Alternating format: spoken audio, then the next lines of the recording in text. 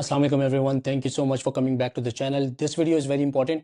मई 28 को कुछ दिन पहले ही एक बहुत बड़ी update critical skills work permit के हवाले से आई है आयरलैंड में।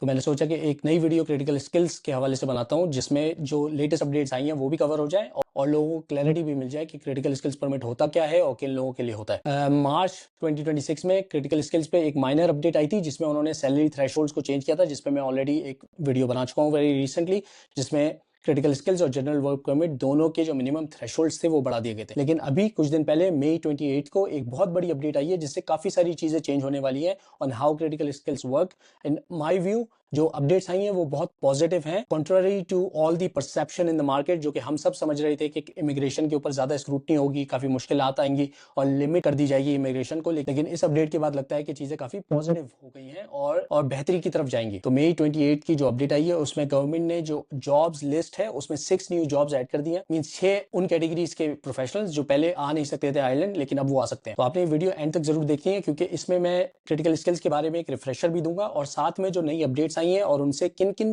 प्रोफाइल्स पे असर पड़ेगा वो भी कवर करूंगा। और बाद में मैं अपनी पर्सनल सजेशन भी दूंगा कि आपको किस तरीके से आयरलैंड की मार्केट को परस्यू करना चाहिए। तो सबसे पहले टू स्टार्ट पहले बात कर लेते हैं कि क्रिटिकल स्किल्स का वर्क परमिट होता क्या है। ये सबसे स्ट्रॉन्गेस्ट वर्क परमिट है जो आयरलैंड ऑफर करता है और ये उन लोगों के लिए होता है जिनके पास वो प्रोफेशनल स्किल्स हैं जिनकी आयरलैंड में शॉर्टेज है।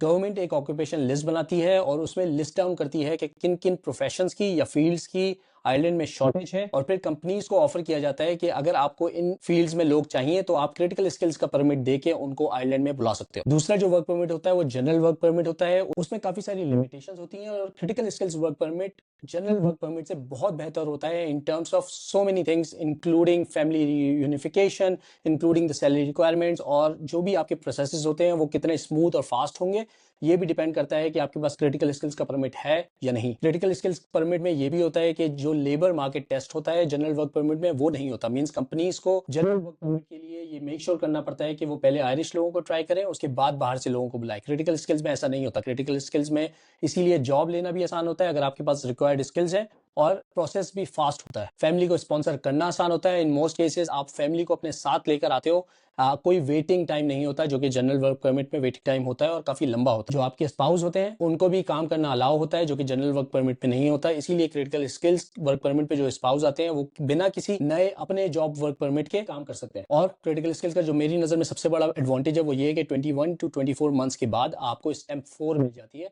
और stamp 4 is equal to the permanent residence. उसके बाद आप जॉब चेंज भी कर सकते हो और नई जॉब के लिए आपको दोबारा वर्क परमिट लेना नहीं होगा। स्टैम्प 4 का मतलब ये है कि आप बिना जॉब डिपेंडेंसी के आयरलैंड में रह सकते हो। उसके बाद 5 साल के बाद इंक्लूडिंग आपका स्टैम्प 1 स्टैम्प 4, जब आपको 5 साल हो जाते हैं तो आप पासपोर्ट अप्लाई कर सकते हो। और ये सब कुछ बहुत स्मूथ और फास्ट इसीलिए होता है क्योंकि आपके पास क्रिटिकल स्किल्स का वर्क परमिट है। इसीलिए आप देखेंगे कि क्रिटिकल स्किल्स के वर्क परमिट की बहुत ज्यादा डिमांड है और सबसे ज्यादा जो स्किल्ड प्रोफेशनल्स आयरलैंड में आते हैं वो इसी पे आते हैं। मैं खुद भी आयरलैंड क्रिटिकल स्किल्स के वर्क परमिट पे आया था और इसी वजह से जो मेरे सारे प्रोसेसेस हैं वो काफी सारे स्मूथ थे और इंशाल्लाह जब 5 साल पूरे हो जाएंगे तो पासपोर्ट भी मैं उसी बेसिस पे अप्लाई करूंगा। और जो मार्च में अपडेट आई थी उसमें क्रिटिकल स्किल्स वालों के लिए सैलरी भी बढ़ा दी थी। जो मिनिमम रिक्वायरमेंट पहले 36,000 थी वो 40,000 कर दी गई थी। इसीलिए ये जो रूट है ये पाकिस्तान से आने वाले या इंडिया से आने वाले प्रोफेशनल्स के लिए या यंग ग्रेजुएट्स के लिए सबसे ज्यादा पॉपुलर है और इसी में सबसे ज्यादा IT professional, health care professionals island में आते हैं और सेटल होते हैं लॉन्ग टर्म के लिए। अब बात करते हैं रीसेंट अपडेट्स की। मार्च 1 को जो सबसे बड़ी अपडेट आई थी उसमें सैलरी थ्रेशोल्ड चेंज कर दिया गया था। क्रिटिकल स्किल्स वर्क परमिट का थ्रेशोल्ड पहले 38K होता था, उसको बढ़ा के 40K कर दिया गया था। उसका जो रीजन था वो यही था कि जो लाइफ स्टाइल है और जो कॉस्ट ऑफ लिविंग है आइलैंड की वो बढ़ गई थी। गवर्नमेंट ये चाहती है कि जो लोग आइलैंड में आए उनकी इतनी सैलरी हो कि वो डिसेंट लाइफस्टाइल अफोर्ड कर सकें। इसीलिए सैलरी रिक्वायरमेंट बढ़ाई है ताकि कंपनीज ज्यादा पे करें ताकि लोग डिसेंट लाइफस्टाइल को एंजॉय कर सकें आयरलैंड में। ये जो नई सैलरी की रिक्वायरमेंट है ये रिन्यूअल के लिए और जो नए वर्क परमिट निकलते हैं उन दोनों के लिए अप्लाई हो चुका है। दूसरी जो सबसे बड़ी अपडेट आई जिसको मैं बहुत बड़ी पॉजिटिव अपडेट समझ रहा हूँ वो ये है कि 28 मई को लास्ट फ्यू डेज में गवर्नमेंट ने, जो मिनिस्टर है पीटर बर्ग, उसने टोटल 32 चेंजेस अनाउंस किए हैं क्रिटिकल स्किल्स वर्क परमिट के पूरे प्रोसेस में। 6 न्यू जॉब्स इंक्लूड हुई। As I said, critical skills का जो वर्क परमिट है वो उन लोगों को ऑफर होता है जिनकी जॉब्स या ऑक्यूपेशंस उस लिस्ट में होती है जिसको हम ऑक्यूपेशन लिस्ट कहते हैं। इस ऑक्यूपेशन लिस्ट में इस अपडेट के बाद 6 नई जॉब्स ऐड कर दी गई हैं। उसमें सबसे पहले आते हैं एग्रोनॉमिस्ट। एग्रोनॉमिस्ट जो हैं वो एग्रीकल्चर साइंटिस्ट होते हैं और एग्रीकल्चर की फील्ड में काम करते हैं। ये इसीलिए है कि आयरलैंड में एग्रीकल्चर की जो फील्ड है वो बूम कर रही है इस वक्त, और इनको ज़्यादा प्रोफेशनल्स और स्पेशली साइंटिस्ट चाहिए टू ग्रो दैट फील्ड। उसके बाद दूसरी जो जॉब उन्होंने ऑक्यूपेशन लिस्ट में ऐड की है वो कंस्ट्रक्शन प्लानर या स्केजुलर की है। आयरलैंड में बहुत ज़्यादा कंस्ट्रक्शन का काम हो रहा है, जिसकी एक मेन वजह ये है कि आयरलैंड में हाउसिंग क्राइसिस है काफ़ी अरसे से। अब गवर्नमेंट ये कर रही है कि गवर्नमेंट बहुत सारे हाउसिंग प्रोजेक्ट्स बना रही है और उसकी वजह से बहुत ज़्यादा काम शुरू हो गया है और कंस्ट्रक्शन से रिलेटेड लोगों की रिक्वायरमेंट है यहाँ पे और शॉर्टेज है। तीसरी कैटेगरी है कम्युनिटी स्पेशलिस्ट, जो कि हेल्थ केयर की फील्ड के अंदर आता है। उसके बाद चौथी कैटेगरी है इंटेलेक्चुअल प्रॉपर्टी प्रोफेशनल्स। ये वो लोग हैं जो ट्रेडमार्क या कॉपीराइट और इससे रिलेटेड जो बिजनेस एसेट्स होते हैं उन पे काम करते हैं। अगर आपका एक्सपीरियंस इन फील्ड्स में है तो आपके लिए एक बहुत ही अच्छा चांस है आयरलैंड आने का। उसके बाद जो पांचवी फील्ड है वो जियो स्पेशल सर्वेयर्स की है। ये लैंड सर्वेयर्स होते हैं और इनका ताल्लुक भी कंस्ट्रक्शन मैनेजमेंट या कंस्ट्रक्शन डेवलपमेंट से होता है। उसके बाद जो छठी फील्ड है वो रिगर्स की है। रिगर्स एक गेमिंग इंडस्ट्री से रिलेटेड फील्ड है। उसमें वो लोग जो 3D स्केलेटन्स और 3D मॉडल्स पे काम करते हैं उनकी यहाँ पे शॉर्टेज है और रिक्वायरमेंट है। गौर करें तो ये 6 फील्ड्स जो हैं ये 4 डिफरेंट डिविजन्स में है। ये हेल्थ केयर में है, कंस्ट्रक्शन में है, टेक में है और एग्रीकल्चर में है। अगर आप इन फील्ड्स में काम करते हो या इन कैटेगरीज में काम करते हो तो आपके पास अपॉर्चुनिटी अब बढ़ गई है आयरलैंड आने के लिए। उसके बाद एक और बहुत बड़ी अपडेट, जिसको मैं बहुत बड़ी अपडेट समझता हूँ, वो आई है वो रिगार्डिंग द 50-50 रूल। 50-50 रूल ये होता है कि आयरलैंड में कंपनीज को ये मेक श्योर किया जाता है कि कंपनीज जब हायरिंग करेंगी तो वो मेक श्योर करें कि 50% of the employees are actually European national, या तो वो यूके के हैं या वो ईईए के एरिया के हैं या फिर वो स्विस नेशनल्स हैं। ये जो रिक्वायरमेंट है ये सारी फील्ड्स पे है, लेकिन अब ये जो अपडेट आई है इसके बाद ये होगा कि हेल्थ और सोशल सेक्टर जो है, जिसमें नर्सिंग होम्स आते हैं, जिसमें केयर आता है, पेशेंट केयर आता है, इन फील्ड से रिलेटेड जो कंपनीज होंगी उन पे 50-50 रूल रिलैक्स कर दिया जाएगा।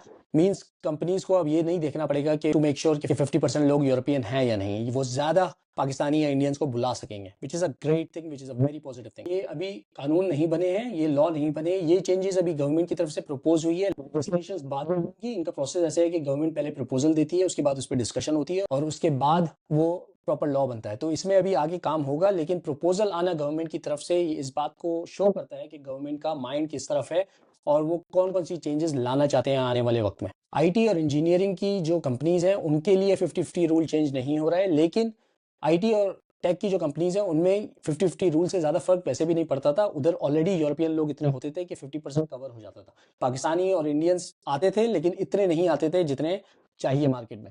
तो 50-50 रूल की ज़्यादा रिक्वायरमेंट वहाँ पे नहीं है, बल्कि हेल्थ केयर में थी, जहाँ पे उन्होंने ऑलरेडी चेंज कर दिया है। ये सारी चेंजेस ऑफिशियल डीईटी वेबसाइट पे मौजूद है। आपको मैं रिकमेंड करूंगा कि आप खुद जाके इन चेंजेस को और सारी सजेशंस को पढ़ें, ताकि आपको डिटेल में समझ आ सके कि क्या अपडेट्स हो रही हैं और क्यों हो रही हैं। अब देख लेते हैं कि कौन कौन सी फील्ड जो टॉप कैटेगरीज आयरलैंड में है उनमें कौन कौन सी जॉब्स ऐसी हैं जो कि हाई इन डिमांड है। इस पे मैं बहुत डिटेल वीडियो पहले भी बता चुका हूँ, लेकिन क्रिटिकल स्किल्स परमिट की हम बात कर रहे हैं और उसमें स्पेसिफिक फील्ड्स होती हैं 3 या 4 जिनमें ज्यादातर वर्क परमिट निकलते हैं। I think 60-70% of the work permits are either in tech और इन हेल्थ केयर और इन एग्रीकल्चर। अगर हम आईटी और टेक की बात करें तो उसमें जो फील्ड सबसे ज्यादा डोमिनेट करती है वो सॉफ्टवेयर डेवलपमेंट की है, साइबर सिक्योरिटी की है, डाटा एनालिसिस की है और प्रोजेक्ट मैनेजर्स की है। उसके बाद अगर हम बात करें इंजीनियरिंग की तो उसमें सिविल इंजीनियरिंग है, उसमें मैकेनिकल इंजीनियरिंग है, specially with focus on pharmaceutical devices. और अब रिसेंटली क्वांटिटी सर्वेयर्स और कंस्ट्रक्शन प्रोजेक्ट मैनेजर्स या कंस्ट्रक्शन इंजीनियर्स की बहुत ज्यादा डिमांड हो गई है, सिर्फ इसलिए कि कंस्ट्रक्शन पे और हाउसिंग पे बहुत ज्यादा काम आयरलैंड में हो रहा है। फिर अगर हम हेल्थ केयर की बात करें तो उसमें रजिस्टर्ड नर्स हैं, उसमें लैब असिस्टेंट्स हैं, उसमें डॉक्टर्स हैं और उसमें फिजियोथेरेपिस्ट हैं। ये सारी फील्ड्स की डिमांड क्रिटिकल स्किल्स को लेके बहुत ज़्यादा है। और उसके बाद अगर फाइनेंस की बात करें तो उसमें ऑब्वियसली अगर आपने चार्टर्ड अकाउंटेंसी की हुई है, आप आईसीएपी रजिस्टर्ड या क्वालिफाइड हैं, तो आपकी डिमांड आयरलैंड में है। पाकिस्तान और इंडिया से इन फील्ड्स में हज़ारों लोग हर साल आते हैं और जो इनिशियल सैलरी है, अगर आप आयरलैंड में आ रहे हो, अगर आपने पाकिस्तान या इंडिया में काम किया हुआ है, तो भी आपकी जो स्टार्टिंग सैलरी है वो कम होती है। 45 to 50,000 से आपको स्टार्ट लेना पड़ता है। लेकिन जो मैंने देखा है कि 3 से 4 साल जब आपको आयरलैंड में हो जाते हैं तो आपकी सैलरी 60 to 70,000 पे पहुंच जाती है और उसके बाद वहां से ग्रेजुअली इंक्रीज करती है आगे की तरफ, depending on your skill, depending on the level that you are on. लेकिन स्टार्ट आपको लो लेवल से करना पड़ता है या लो सैलरी से करना पड़ता है, सिर्फ इसलिए कि आयरिश एक्सपीरियंस आपके पास नहीं होता। इवन दो आपके पास पाकिस्तानी एक्सपीरियंस है, लेकिन जो भी लोग यहाँ पे आते हैं मैं उनको हमेशा यही बोलता हूँ कि यू हैव टू स्टार्ट। बहुत कम लोग ऐसे होते हैं जो कि हाई पेइंग जॉब पे डायरेक्ट आयरलैंड में आते हैं। ज़्यादातर जो लोग होते हैं वो स्टार्ट कम सैलरी से करते हैं और फिर वहाँ से आगे बढ़ते हैं। वेरी क्विकली अगर मैं ये समराइज कर सकूँ कि अप्लाई कैसे करना है, तो मुझे बहुत सारे मैसेजेस इसी हवाले से आते हैं कि जॉब्स हैं सेक्टर समझ आ गए, कैटेगरी समझ आ गई, लेकिन जॉब लेनी कैसे? बेसिकली कोई भी एजेंट या कंसल्टेंट आपकी जॉब नहीं लगवा सकता। जॉब आप ढूंढने के लिए, रेलिवेंट जॉब ढूंढने के लिए और जेन्युइन जॉब ढूंढने के लिए आपको खुद मेहनत करनी पड़ेगी। लिंक्डइन पे जाना पड़ेगा, इंडीड पे जाना पड़ेगा। मेन जो है वो लिंक्डइन ही है।